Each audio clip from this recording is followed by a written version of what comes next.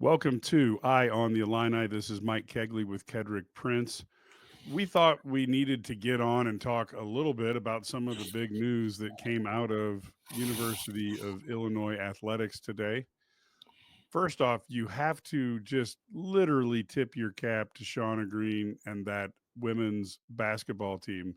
They won the first Illinois NCAA victory since March 17th, 2000. Now, that is an incredible feat in and of itself. But when you add in the fact that they did that with six players playing today, that is nothing short of incredible to do that. The next thing we also wanted to tip our cap to is Lucas Byrd won the 133-pound NCAA championship, defeating Drake Ayala of Iowa in a rematch of the Big Ten title. And what a great victory it is for Illinois to have an individual NCAA champion. So, two big things that happened today. Kedric Prince here with me. Kedric, you and I both spent time watching the game today. What were your impressions of that impressive 66-57 victory of the Illini women in that first round battle against Creighton down in Austin, Texas? Right away for me, it showed that Illinois can play multiple ways. Judging by what I saw on the sideline, it looked like associate head coach Calamity McIntyre had the scalp because she was very aggressive and she was really involved. But anyway, to my point, Illinois can win in a multiple ways. And I'll tell you, Creighton runs really good sets. It's hard. Illinois spent a lot of energy trying to defend that. And that is a sign of coaching. Well, I don't know which coach it was that had the defensive assignment, but I'll tell you what, they did a really good job of taking Creighton out of things that they wanted to do. I was extremely impressed with that part of it and just where the program has come from. I was talking to a couple of people during the game texting me, and when they saw Illinois' record, and then they flashed on the screen, Mike, all the injuries that they've had. For some reason, I just like Illinois' curse to win any kind of Coach of the Year award, whether it's Bielema, whether it's Brad Underwood. Shauna Green deserved that, and her staff. I don't care what you say. You are missing a lot of points, depth, all of it. And like you look at the game tonight, and I'm not going to look at any stats. I'm going to use the eye test. I don't think Kendall Bostic came out. I don't think Genesis Bryant came out. I don't think Adelia came out. That's 40 minutes. And they're winning. And the thing that's hard for me, and I know people are probably going to get upset with me when I say this, support them. Because this could be the other way around. They're trying. She's recruiting. They're winning. It's great to turn the TV on and to watch Illinois women's basketball in the tournament, to hear their name of selection Sunday, to watch those those women cheer when their name was called. Mike, Shauna is just, I'll put it like this. I'll drop it and I'll let you go ahead and I'll let you run the show. Let me tell you this. They are damn lucky to have this woman as their basketball coach. I'm telling you, they are very lucky. Yeah, look, I had the opportunity to meet her, and when I look at what Josh Whitman has done with his hiring, and I'm one of the few people, I understood why they swung for the fences with Lovie Smith. I thought it was a hire that was inspired, and if it would have went well, it would have been great. Unfortunately, things didn't work the way you wanted it, but I have no problem with hiring him. And normally I'd say you may have hung on to him a couple years too long, but the bottom line is that a year or two too long allowed you to get Brett Bielema. Hey, I'm not even going to complain about that. But when you take a look, if you sit down, and a lot of people haven't had the privilege to sit down and talk with a Brad Underwood one-on-one, a Brett Bielema one-on-one, or a Shauna Green, but I've been fortunate enough to talk with all three. None of them would call me their friend. None of them would probably even recognize me. They talk to enough media all the time. But Shauna is a leader, and she's a leader who does so by unifying people and building people up. She is someone that I could understand why players would gravitate to her and would want to be a part of her organization. I've also had times that I've had the ability and the good fortune to talk to Calamity McIntyre. And she is truly just a unique force and a great personality. Again, you can understand why people would want to play for her as well. And I'm telling you, it doesn't matter if these two didn't know one lickety split thing about basketball, they could recruit people because of their personalities. Then when you add their basketball knowledge and their ability to coach on top of that personality, they are very talented. And I think that is Josh Whitman knows what he's doing. You get Brett Bielema, you get a guy who is able to retain his players, even though his budget isn't as much. And he finds ways to win and get 10 games with $3 million of NIL instead of the 20 million that Ohio State gets. I wonder what Brett Bielema could build if he had that type of money. And finally, Brad Underwood has a focus and a desire and a burning passion that it keeps guys moving forward. And you can see why he builds such strong bonds with guys like Kofi Io, Terrence Shannon, Marcus Damask. And so all three of these coaches have a lot of things that they are doing that makes them unique. And I got to give I got to give Whitman the props for bringing him in. But let's talk a little bit about the women here. Yeah. Specifically, Genesis Bryant ended up with 17 points, some key free throws down the line as she went 7 for 9 from the free throw line. Had 1 rebound, 4 assists, played 40 minutes.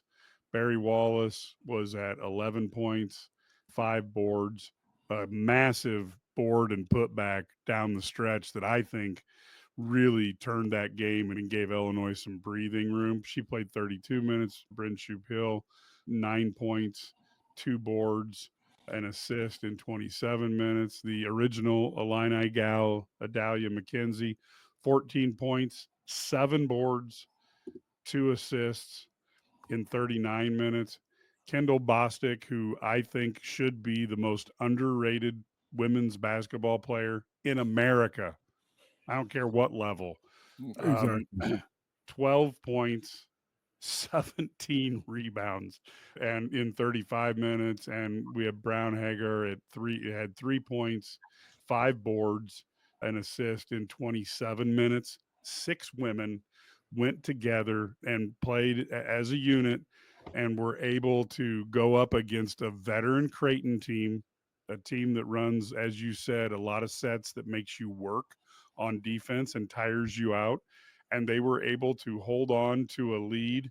And the unique thing about this is Illinois, we know we've heard about some fades that they've struggled with, but Illinois outscored Creighton in 3 of the 4 quarters, but both quarters in the second half.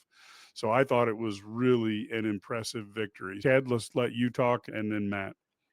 One of the things that I will have to tell you, I had an opportunity to talk to one of the coaches, and that they said to me, they can play with anybody for 30, 35 minutes, but then the depth against some of the great teams, they get fatigued, they're tired, which is, I think they've adjusted. I think they've done some things differently in practice because of this. It was nice they had a long rest for the Big Ten tournament, since the Big Ten tournament has been over.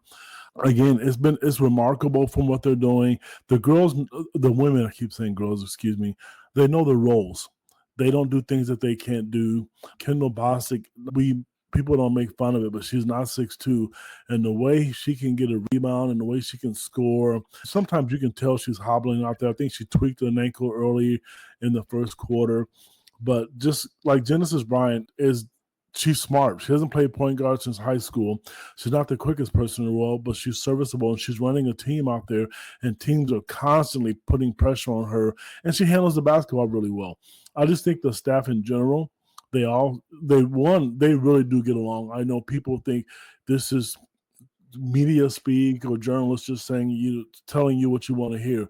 They really do get along, and that's why they're still there. Matt Stevens, who's on with us, wrote a wonderful piece on Calamity McIntyre, and I personally, does she deserve a head job? I think she does. I think Beasley deserves a head job, but they like what Shauna's doing, and they believe in her, and she has put this program in a position where they're respectable.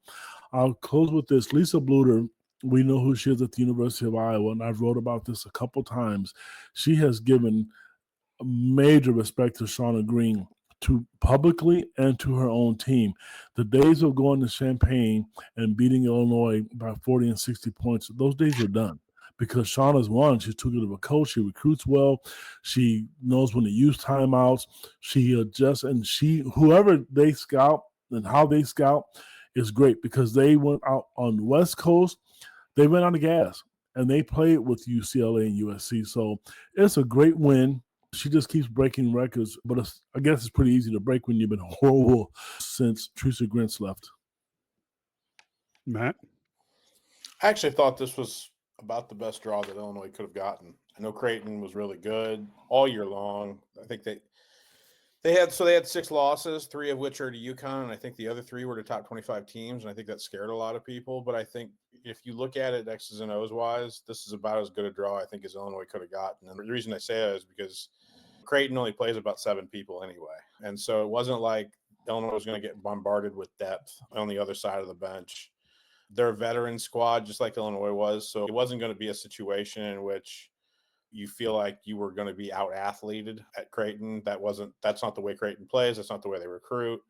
And then you're essentially playing a team that Illinois men's basketball fans should understand this. You're either going to get blown out or you're going to blow them out, because either Creighton was going to make 23s and Illinois was going to get blown out, or Creighton wasn't going to make 23s and Illinois was going to have a chance to probably lead this whole game. And that's the way that this played out. Talk about, like, when she woke up today, I called Shauna Green and told her that Lauren Jensen was not going to hit a 3-pointer today.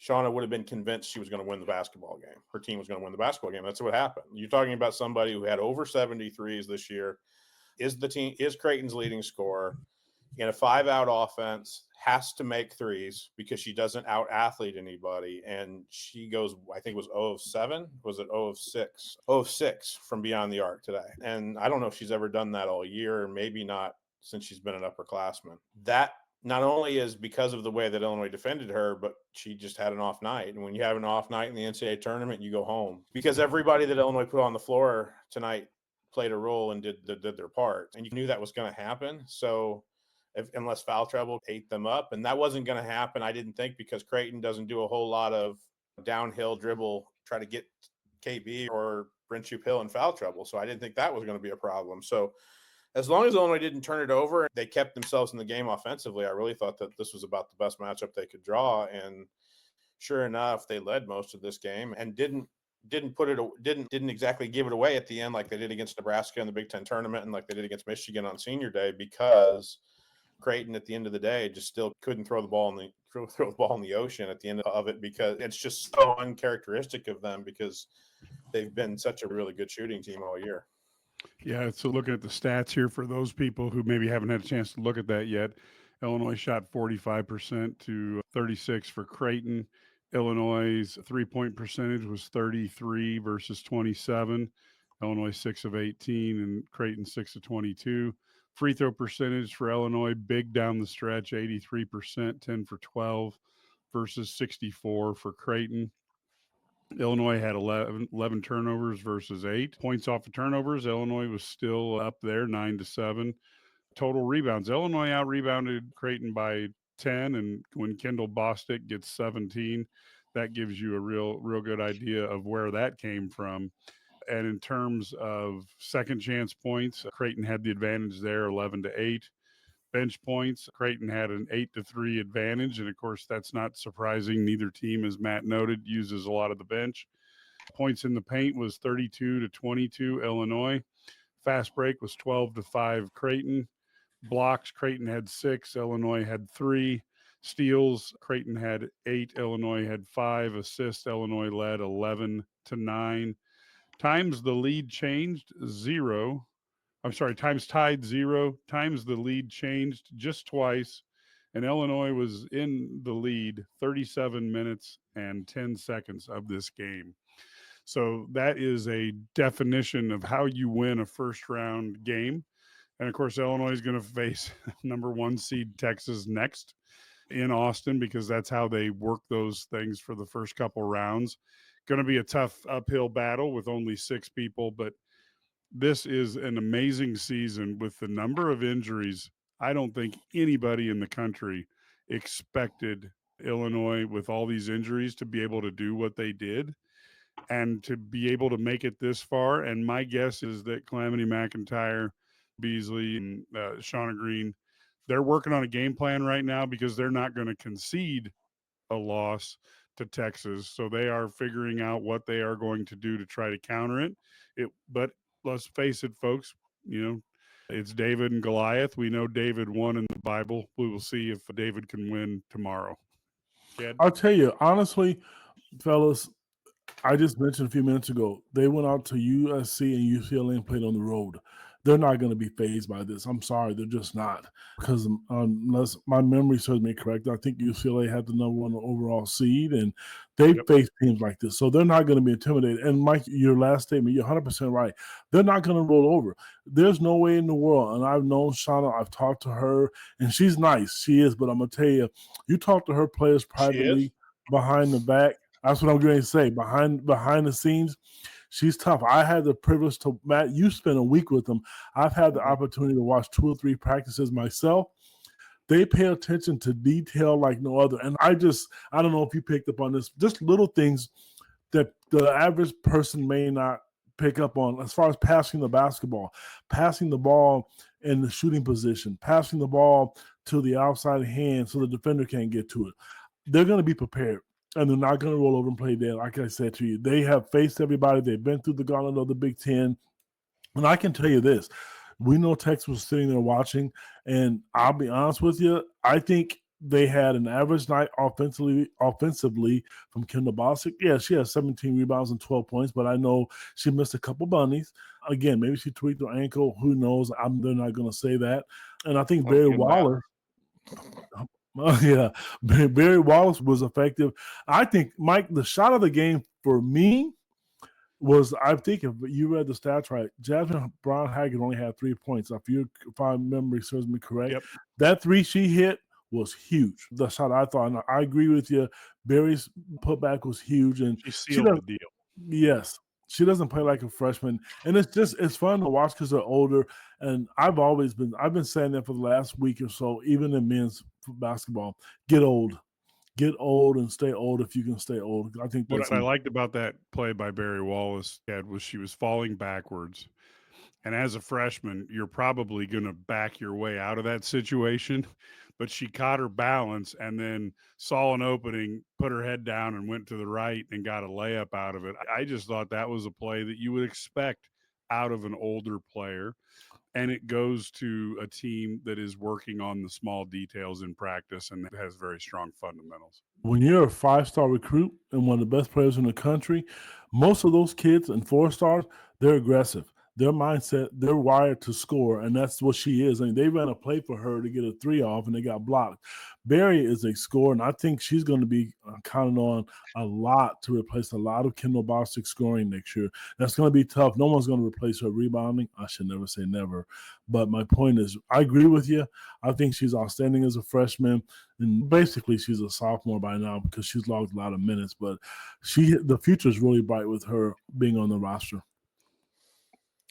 I promise you I know who has the scout for Monday night, and that's Calamity McIntyre, because there's anybody on that staff that knows Vic Schaefer well enough to be able to do that. It's Miss Calamity Jane. She has she knows every little detail as to how Vic likes to coach defense. It's no secret. It's a very physical, very in-your-face, man-to-man defense that has won Vic Schaefer everywhere he's been. And so here's the caveat to Texas. And if you don't think Texas is going to get to the Final Four, it's because they don't score enough. And guess what? Vic Schaefer's teams have really never, ever put the ball in the basket on an unbelievable amount. And what happens when you don't do that? You allow a team like Illinois to stick around.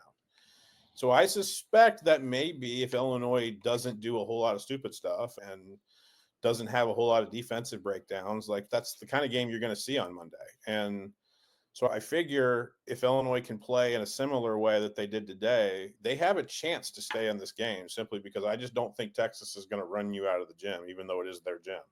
And I think Calamity will come up with a plan that at least keeps them in the ball game. What I was really impressed with, guys, is that if you did, again, I watched the whole game and it just felt like Illinois' defense took Creighton out of everything that they wanted to do. And Yep. when you can do that, you can win games. I don't care how many times you go on the other end of the floor and don't come up with points. If you're making somebody go to a plan B, and quite frankly, Creighton doesn't have a plan B. They only took 4 more threes than Illinois did. Like, the fact that Creighton didn't shoot half of their field goal attempts from beyond the 3-point arc is essentially was something that they would really not want to do. When you use the phrase "run them off the 3-point line," that's exactly what Illinois did. They did. Yep. And they were almost baiting Creighton. When I was watching this game, here, shoot a layup.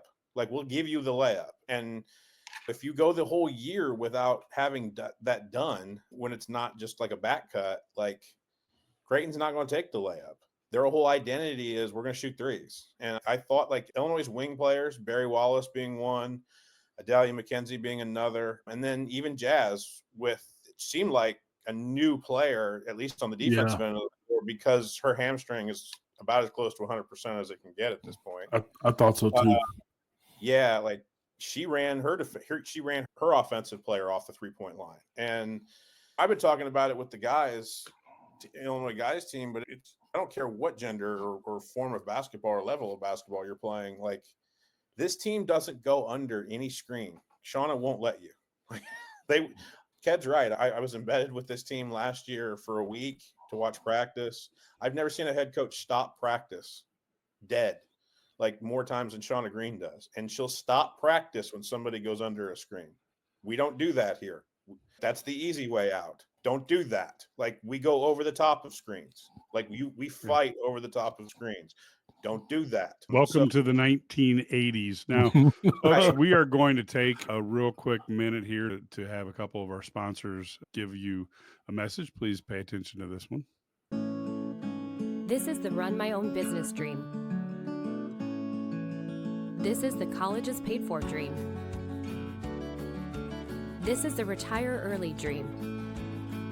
This is Busey, where your dreams and possibilities become moments through trusted guidance and expertise, through lifelong relationships.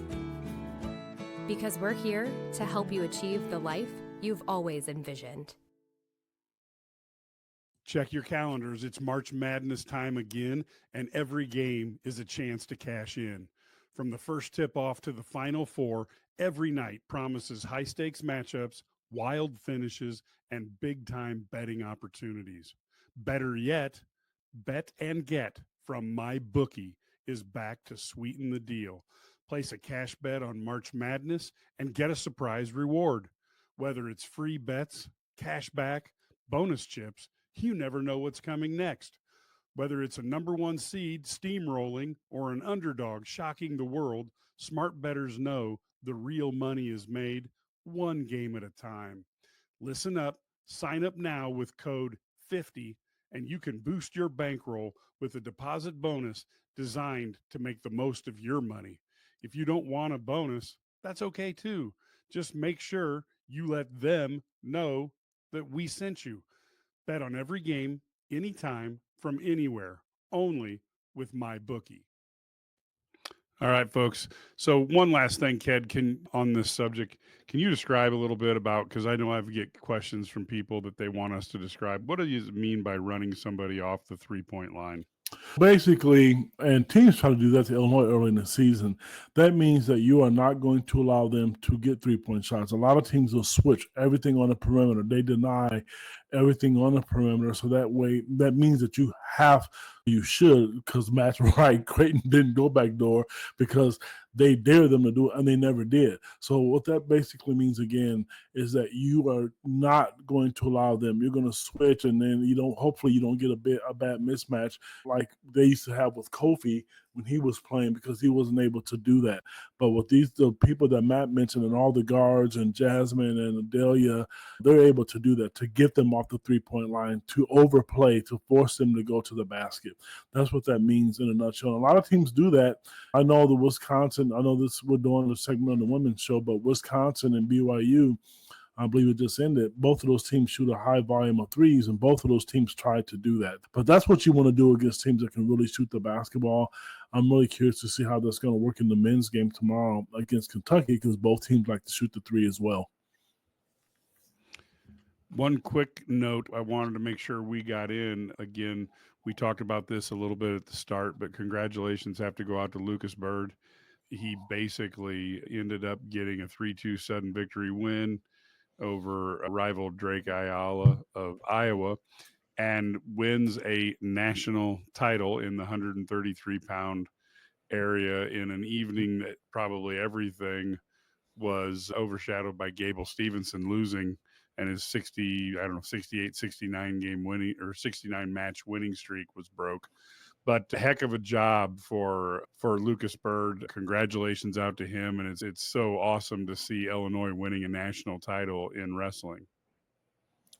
Yeah, they've had a really good program for a really long time in the best conference in America for college wrestling. I imagine, Mike, you've got it in front of you, but I imagine Penn State won a national title tonight. Everybody knows what Chael Sanderson has built over there in Happy Valley. But yeah, he'll have his name up on the wall for the rest of his life at Huff Hall, and because he won a national title. And whether it's been Jim Heffernan or whether it's been the current administration at Illini Wrestling, they honor their national champions or even their conference champions in a way that a lot of other schools don't. Really happy with that. I was really happy to see Josh Whitman make the trip to Austin to watch this team win their first game since a lot of the players on the roster weren't born 2000. So that was really cool. And I thought Illinois got some really cool performances. I wrote about Jasmine Brown-Hager.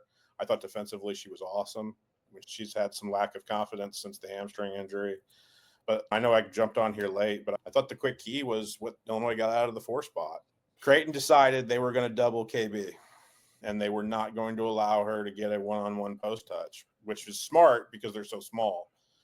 But what that did was that forced Brent Shoup-Hill to have to do something offensively. And when she ends up with 9 points, those are 9 big points. And then Barry Wallace was able to do what Barry Wallace does at the 4 when she was put in there. That's a young lady that I think could have her jersey hung in State Farm Center when it's all said and done. And she showed that what she can do at the 4 spots. Ked, you're absolutely 100% right. On a night where KB was pretty much held in check, essentially schematically, Illinois was able to get at least points and momentum from another spot on the floor. And that really hasn't happened for the last month. And I think that's a huge reason why Illinois is still playing and will play on Monday night. I have a question for both of you, too, and I'm really curious to hear what you both have to say, especially you, Matthew. Okay. Tell me this. I know the criteria. I don't know if it's the same for men and women, but it's not. I'll just stop you there. It's not. Because you know where I'm going, don't you? Yeah, I do. That woman's jersey should be hung in the rafters. I think yes, man, because she came into the season, I think she was 9 or 10 rebounds shy of 1,400 rebounds. And I think that may be tops or close to tops in the Big Ten. And she has another game left. If there's a jersey to be hung, hopefully they do it the right way and not upside down. Someone needs to advocate for her. I'm sorry, because what she has done is truly amazing. And at 6 foot tall, guys. Look, Ked, it's not. I've asked numerous people around the Illini program and around the athletic department. Let's just look, it's not. And I know it's not, because if you use the men's criteria, Jenna Smith's jersey is not retired at State Farm Center, the school's all-time leading scorer. Okay? If you use the men's criteria. And so she wouldn't have her jersey up there. So I don't think it's a matter of if. I think it's a matter of when Kendall Bostic has her jersey hung in State Farm Center. And quite frankly, I don't think Kendall Bostic's going to want to do it until she's done playing. And I think that's the more interesting thing on the planet, or a question to be asked right now, is because I actually think she wants to go overseas and actually see if she can play for a little bit. Not teach? Before she starts her teaching and coaching career. Yeah. I think all three of us know right now a certain athletic director who might work for IlliniGuys that would hire Kendra Bostic tomorrow if he could. No kidding. And look, I'm telling you, I think that will happen, but they went over. Ked, you remember before last year they went overseas. That changed her entire perspective on this, is that she believes she can go to Greece and make some money playing basketball, and why not? And I'll tell you, she's got a really good support system with Kevin and Angie. Like, her parents are really great people, but I don't think there will be anything holding back Kendall Bostic getting her jersey retired at State Farm Center, and she's earned it. And I feel the same. Look, I said it before. I feel the same way about Barry Wallace. I think by the end, if she stays 4 years, I think she'll have her jersey retired at State Farm Center. She's that talented. Right. And again, we're talking about a young lady who also has a support system at home with her parents and her older siblings that keep her grounded and are really the correct way of going about it as well. And have a really good head on their shoulders as well. So I'm really happy. I'm really happy for KB that she was able to get this. She had not won an NCAA tournament game. She played in one as a true freshman at Michigan State. She obviously played a play-in game. She was 0 for 2, and now she's got a W. I'm thrilled for Adalia. I think she deserved this. She's worked her tail off for 4 years and has felt like she didn't live up to the expectations of when Nancy recruited her as the Miss Basketball in the state of Minnesota. But right, she's been an integral piece for 3 years for Shauna Green in this turnaround. So I echo what Shauna said at the end of in the post-game press conference. I'm just really happy for this core group of veterans that they were able to finally accomplish this. Mike, let me make one comment real quick. I'm going to tell you, I don't know if you guys really understand. Mike talked about it earlier, the kind of person this staff is, or excuse me, the way this staff is. I was going to say Shauna, excuse me. I screwed that up. There's a reason that these women are back. They all could have left. Matt's right. Adalia got better. Shauna proved that she can make her play. Genesis Bryant left North Carolina State averaging 2 points a game. Kendall Bostic got better. These women could have all left at the end of the season. If you don't think other schools wanted them to come play for them, you're kidding yourself, because they did, and they stayed there. This is why a lot of people don't like it, but I don't really give a rat's that I promote and I push the women's program, because I know at the end of the day what it was like before they got here, number one. And they deserve it, because they could have. Let's say, for example, I'm just hypothetically saying, say Genesis Bryant wanted to go to LSU and be a backup player. They got a 3 seed, and LSU is going to be great in the tournament unless they get upset. She didn't do that. I'm not saying LSU went after Genesis Bryant, so I'm not saying that. But if you don't think people want, who in the hell would want Kendall Bostic on their roster? Who wouldn't want that? I don't care if you're the number one team in the country or whoever. Yep, I like that face, Matthew, because let's face it. And that's a sign of a staff telling you that they can make you better. There's a sign that when you watch the girls on when they're on the sidelines, it's not fake. They get along, and that's huge in a locker room, because there's no jealousy. Corey Allen doesn't play a ton. She's getting better and better. Never once have I ever seen her pout and look like she was upset, even if she went into the game for 30 seconds. I don't know what kind of magic Shauna has, but I'll tell you what, it's great, and I'm glad she's there, and I hope she retires at the University of Illinois, because it's nice to see again. Yeah. I would tell you, Mike, I'll tell you very quickly, I know of a top 10 program that was willing to pay Kendall Bostic a good amount of money to use her COVID year to help them win a national title. Yep, sure was. Again, you're talking about a support system and Kevin and Angie Bostic that just made it so that it was her choice. Kevin and Angie would have supported if she'd have gone there, but she wanted to stay there. She used a perfect example in Corey Allen. Her dad played Division I college basketball at Tennessee. Have you ever heard, Ked, you would know this more than I, and maybe our subscribers wouldn't know, but I've never heard anybody in the Corey Allen camp really complain about what's going on these first couple of years of her development and in terms of a parent situation, and I don't think you will. They're good people. I'm not saying that bad people would complain, wouldn't, you know what I'm saying? But they're solid people that understand how Division I college basketball works at the Power Conference level. They get it. And I actually think if she can get over this knee injury, because she is wearing what I like to call the immobilizer knee brace now, and I think Corey's done. Shauna won't say it, but I think she's done. That's why she didn't play today. I think she's going to have a really good career once she hits her upperclassmen years at the University of Illinois. I really do. You talk about, we use this word a lot, and it really chaps me sometimes when I hear this word, because I don't think it's apropos, but we hear the word culture with Shauna Green a lot. I think it works. She cares about these kids, and she will defend these players. I know for a fact that there are certain players who left this program, say last year, who have wanted to come back.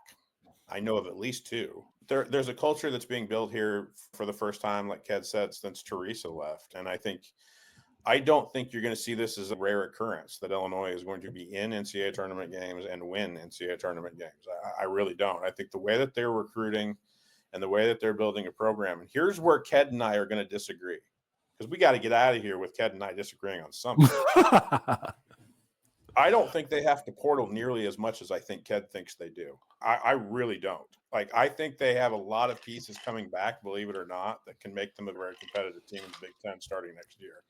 With the recruiting class that they've brought in and what I've seen out of the two early enrollees that have already been starting practice, specifically CC Parchment, I don't think they necessarily have to portal necessarily the way that Shauna did necessarily like in her first year to get this thing back on the tracks. I just don't. Well, here's my comment to that. I don't think there needs to be an overhaul, but I do think this. Letty Vasconcelos is a legitimate 6'7" post player. Haven Smith is, in my opinion, 2 years away. They need another quality big to go with her. Now, the recruiting class is great because other than Destiny Jackson, all the girls, the women, are 6'2" and over taller, but they're going to be freshmen. Now, if they come in and be Barry Wallace, I think that's great. They need, to me, I think they need another, just a outstanding scoring guard, another guard who can just go get buckets with some size. I love Genesis Bryant, but she's on the smaller side. But she's effective as hell. But I think if it were me looking at the roster, because you don't want to over recruit, because some of these kids she recruited came in with the mindset that they're going to play. So I don't think they need a lot, but I do think you need another backup, because if Letty gets hurt again, then all you really have as a true post player, if that's what you want to call him, is going to be Haven. And again, I think she's 2 years away. I think she's had some good minutes.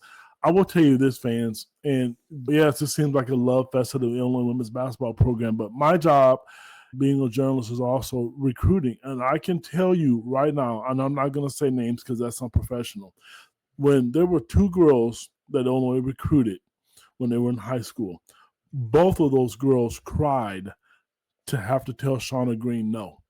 It was hard for them to tell her no. I know one parent said, I don't give a damn what you do. You're gonna own this, and you're going to tell Shauna that you're not coming. And both of those families that I've talked to, one is in the SEC and one is in the ACC. I'm telling you, those parents have said to me, we're going to go into this with the open mind, but if it doesn't work out, we're coming home. And neither one of those players live in the state of Illinois. That's the kind of impact that she has and her staff. They're really good people. Like, sometimes when you meet these coaches, they can be arrogant and stuck up. I've not had an opportunity to have a lot of conversation with Brett Bielema. I have not. Shauna Green, I've talked to a million times. Brad Underwood, I've talked to a million times. And I'm not disrespecting Brett, because it's just each his own, whatever. But I'll tell you right now, I know what kind of people. When you get texts from coaches about birthdays and Father's Day, Happy Father's Day, and when you're sick, they're good people. And this is beyond basketball. So this is why kudos to Josh Whitman, because he hired good people. And this is why kids want to play for Brett Bielema, why kids want to play for Brad Underwood. People are saying, why do you want to go play for Brad Underwood? The kids leave every year. Because it's a good program. It's a place where kids feel comfortable. And I'll finish with this because I don't want to ramble. Matt, you asked about Corey Allen's dad or her family, not complaining.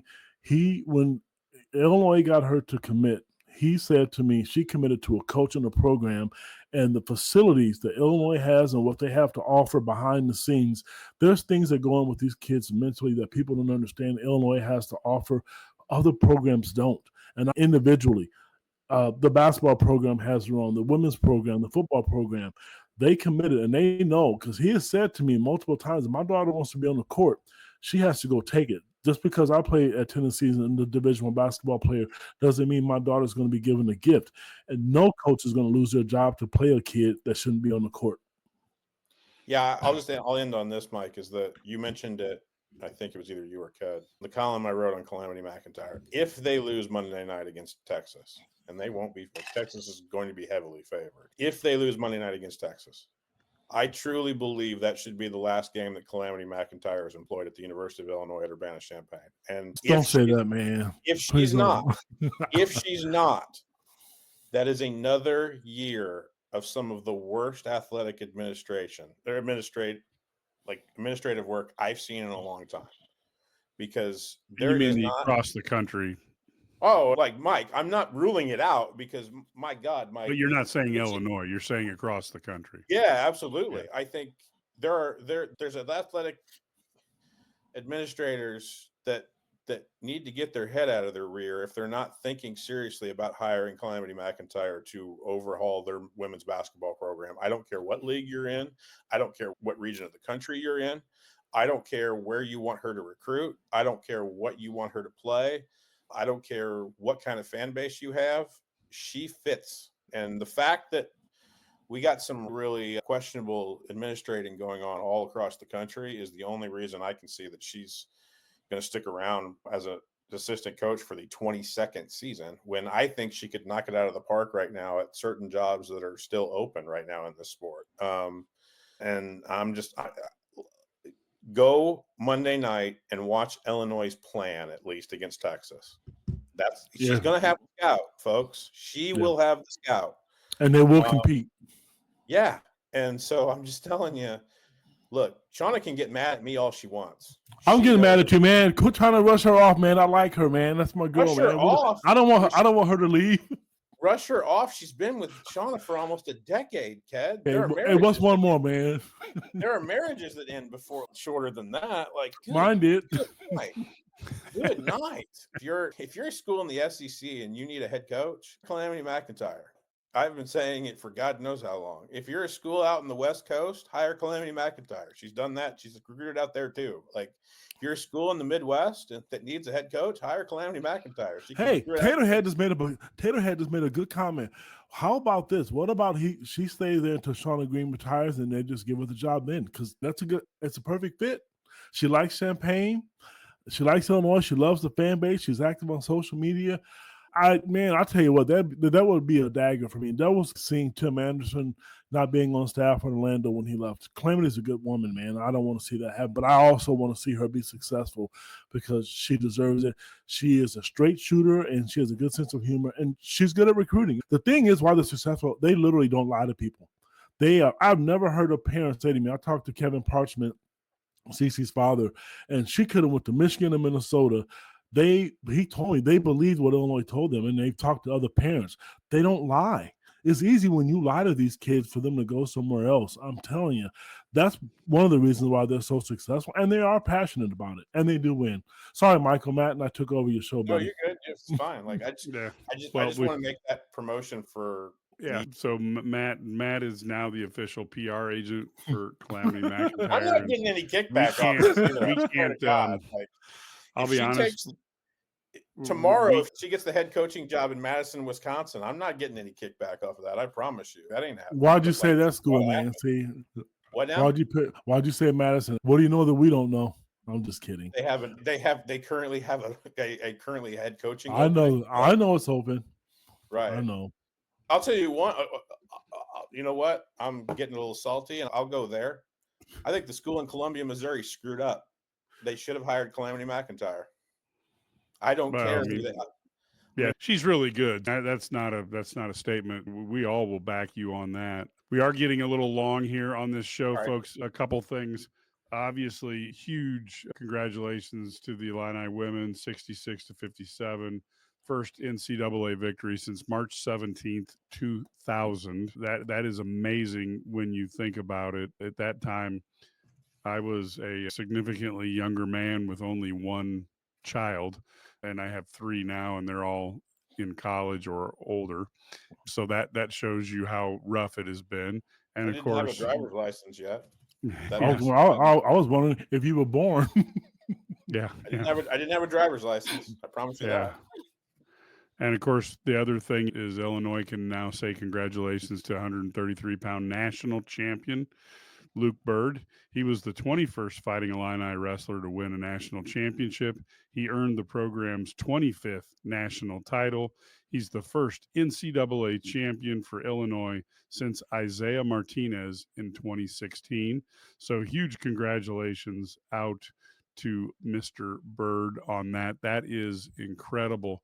Folks, we will, of course, be back tomorrow with with Illini Guys halftime live, and we will have a Eye on the Illini live after the game. Marcus Griffin will be there with us, so we certainly will have a lively discussion because we've finally figured out how to get Marcus to come out of his shell. So that's great. So we're looking forward to that tomorrow. Wisconsin has ruined the Big Ten's undefeated streak as they just fell to BYU, and UCLA has had its hands full with Tennessee. The Big Ten is starting to get winnowed down. We're hoping the Illini will keep winning. The Illini has done really well with net teams between 16 and 44, and Kentucky falls into that area. So according to Larry Smith, the Illini Guys analytics, Illinois should have a good shot at taking on this Kentucky team. But that's why they play the games. We will be there tomorrow. Until then, go Illini.